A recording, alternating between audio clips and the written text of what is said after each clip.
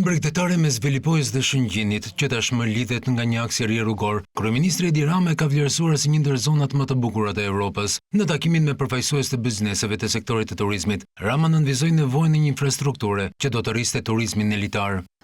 Janë projekte shumë ambicioze, por që do të tërheqin këtu atë që ne na mungon sot. Do të tërheqin fuqinë e madhe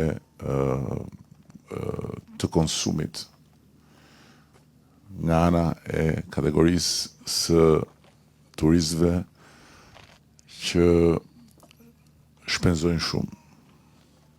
Natyrisht ata kanë nevojë për këtë lloj infrastrukture të re, mikpritje që po krijojmë.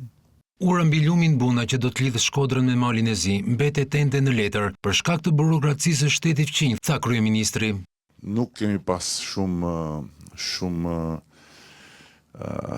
sintoni me palën malazeze për urën, vonesa, burokratësira etj. Se ankoheni ju për vonesa dhe burokracirat këtu, por do të vazhdojmë të shtyjmë për urën, sepse është shumë e rëndësishme që të krijojmë një vijë të pandërprerë dhe kjo do t'ju sillte juve shumë më tepër flukse dhe do sillte dhe shumë turistë të ditës që shkojnë dhe vinë midis dy anëve të kufirit. Kreu qeverisë kujtoi rëndësinë e paqes fiskale, që tha se shkon në ndihmë të bizneseve.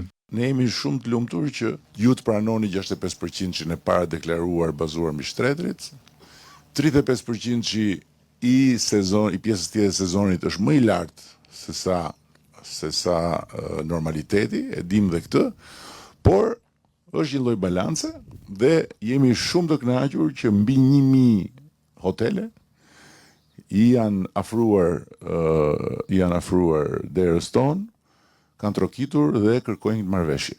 Shqetësimin e shprehur nga përfaqësues të bizneseve për mungesën e mbledhjes së taksave nga banesat Airbnb, Rama ju përgjigjse janë toleruar me vedije. Megjithatë theksoi se tashmë është planifikuar të ndërhyet.